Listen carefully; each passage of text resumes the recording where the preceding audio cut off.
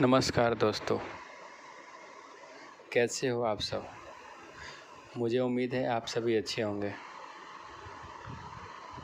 आज हम stock market के बारे में बातचीत करेंगे। आज स्टॉक मार्केट्स में हमने जो कुछ अपना अनुभव प्राप्त किया है वो शेयर करने का प्रयास करेंगे।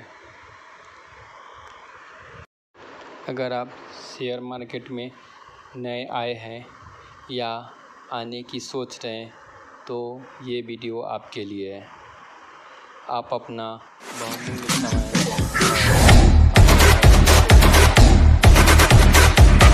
करते हुए उसे गलत रास्ते पे नहीं लगाते हुए आप हमारे अनुभव से थोड़ा बहुत ज़रूर जान सकते हैं, जिससे आपका समय और पैसा दोनों बच सकता है। तो चलिए शुरू करते हैं।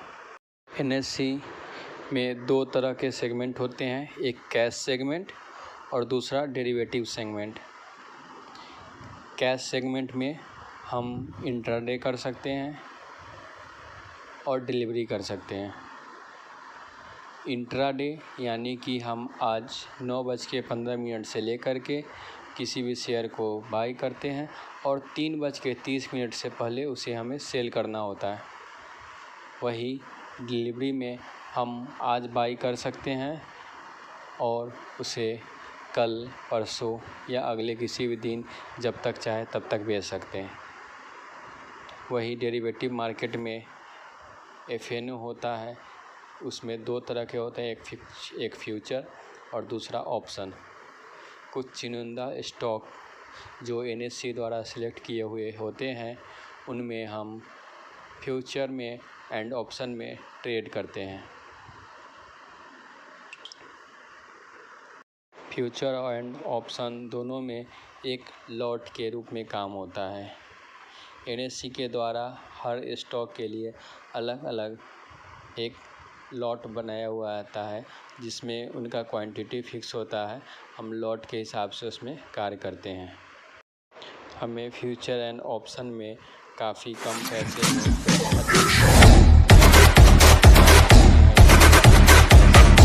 ज़्यादा शेयर मिल पाते हैं और हम ज़्यादा प्रॉफिट कर पाते हैं।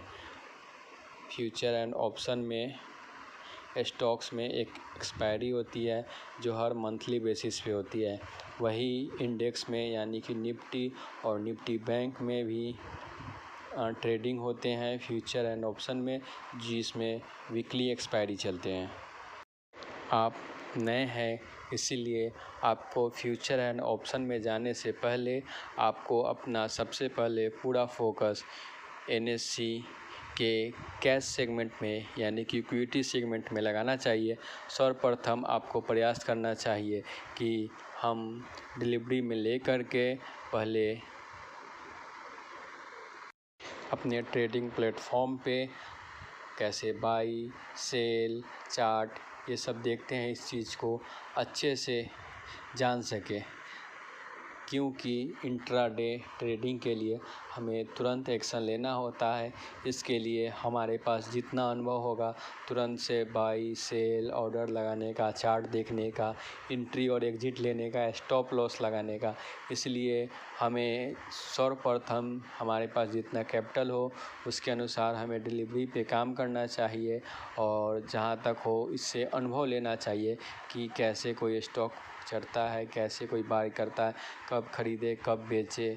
इन सब चीज़ों का प्रैक्टिस हमें इक्विटी कैश में करना चाहिए। जब इसमें आप कुछ पैसा अर्न करने लगे फिर आपको इंट्राडे ट्रेडिंग की ओर जाना चाहिए। इंट्राडे ट्रेडिंग में हमें मार्जिन मिलता है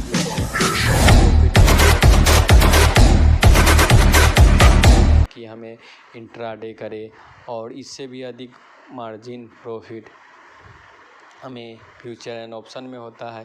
इसलिए हम फ्यूचर एंड ऑप्शन में और अधिक जाना चाहते हैं, परंतु हमें जितना अधिक प्रॉफिट जहां से मिलता है वहां से नुकसान होने की भी आशा उतना ही रहता है। इसलिए हमें अपने पैसे को बचाते हुए सर्वप्रथम लर्निंग पे ध्यान देना चाहिए और जब तक हम लर्न करके चार्ट को अच्छे से रीडिंग करना सब कुछ समझना ना सीख जाए तब तक हमें इंट्राडे और फ्यूचर और ऑप्शन में नहीं जाना चाहिए।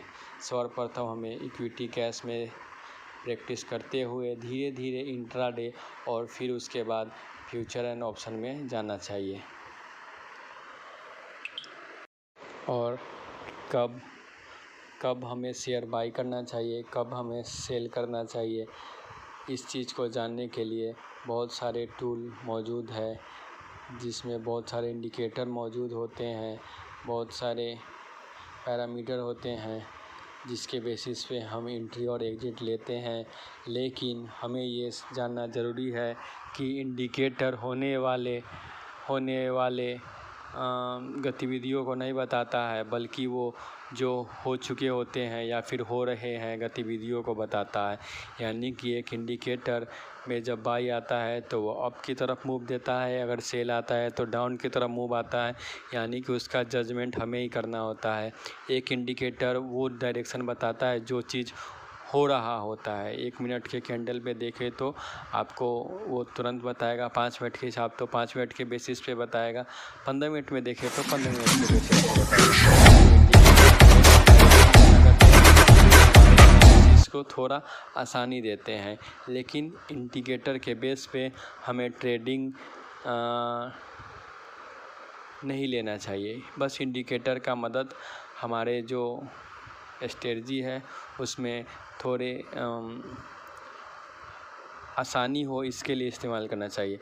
तो अब बहुत सारे इंडिकेटर और बहुत सारे स्ट्रेटजी है, तो आपको क्या करना चाहिए, नहीं करना चाहिए, तो आपको बता दें कि सबसे जो सही है वो प्राइस एक्शन काम करता है। आपको trend line, support line, resistance line, ये सब चीज़ आपको अच्छी तरह से सीखना चाहिए। आपको अधिक से अधिक चार्ट देखना चाहिए और उसमें ट्रेंड लाइन ड्रॉ करने का कोशिश करना चाहिए। आप रेजिस्टेंस देखें कि कहाँ पर रेजिस्टेंस है, जहाँ से वो बार बार टच होकर के ऊपर से नीचे की तरफ आ रहा है, और वो कौन सा सपोर्ट है जहाँ से वो बार बार टच करके ऊपर की तरफ जा रहा है। यानी कि आपको सपोर्ट और रेजिस्टेंस ढूंढना चाहिए। और जैसे ही आपको सपोर्ट और रेजिस्टेंस में ब्रेकआउट मिले एक अच्छी वॉल्यूम के साथ और बिना शेडो के साथ, यानी कि जो ऊपर की लकीर जो छोटी बनती है वो नहीं, फुल बॉडी अगर मिले तो आपको उस पर अपर में आपको बाई करना चाहिए। अगर वो लो में मिले तो आप उसके नीचे क्लोजिंग पे आपको सेल करना चाहिए। यानी कि प्राइस एक्शन ही एक ऐसा चीज़ है जो शेयर मार्केट में सही ढंग से काम करता है, और आपको हमेशा स्टॉप लॉस लगा के काम करना चाहिए, क्योंकि ज़रूरी नहीं है कि जो प्राइस एक्शन ब्रेकआउट हो तो वो ब्रेकआउट सही हो सकता है कि वो ब्रेकआउट थोड़े समय के लिए हो, वहाँ से एक बड़े ट्रेडर, बड़े जो इंस्टीट्यूशनल इन्वेस्टर है की तरफ लगा दे तो वहाँ से ट्रेंड घूम सकता है। इसीलिए जब भी हमें ब्रेकआउट मिले तो वहाँ पे हमें सही ढंग से एंट्री लेना चाहिए और साथ ही सही स्टॉप लॉस लगाना चाहिए। और हमें सीखने में सबसे अधिक अपना ध्यान प्राइस एक्शन पे लगाना चाहिए। सपोर्ट रेजिस्टेंस को ड्रॉ करना चाहिए, कौन सा पैटर्न जनरेट होने पे तो कौन सा एक्टिविटी होने के चांस होते हैं, उनमें ज़्यादा हमें ध्यान लगाना चाहिए। और हम तो यही कहें कि आप इंडिकेटर पर ध्यान न देते हुए अगर आप नए हैं तो प्राइस एक्शन पे काम करें। बहुत सारे वीडियो अगर देखना है तो आप प्राइस एक्शन रिलेटेड देखें, प्राइस एक्शन पे और ट्रेंड लाइन पे रिलेटेड आप बुक्स पढ़ें और ट्रेंड लाइन को ही फॉलो करें, तो ही आप सक्सेस पा सकते हैं। शुरुआत में आप डिलीवरी पर जाएं, मार्जिन का यूज नहीं करें, क्योंकि आप मार्जिन लेंगे तो आपके पास प्रेशर रहेगा, आज का आज बेचना है। आप अपने कैपिटल के साथ शुरुआत करें, थोड़ी थोड़ी प्रॉफिट ले, धीरे धीरे आप अपने क्वांटिटी को बढ़ाते जाए, आपका प्रॉफिट बढ़ता जाए। आप छोटी क्वांटिटी रखेंगे तो आप बड़े टारगेट के लिए रुक सकते हैं, आप बड़ी क्वांटिटी रखेंगे तो आप छोटे टारगेट के लिए रखेंगे। इसलिए छोटी क्वांटिटी रखकर बड़े टारगेट के लिए रुके, आपको हम यही सलाह देना चाहेंगे। ठीक है, बाकी और चीज़ों के लिए आप हमें कमेंट कर सकते हैं या आप हमसे संपर्क कर सकते हैं। ये जहाँ तक हो गएगा हम आपको सहायता प्रदान करेंगे।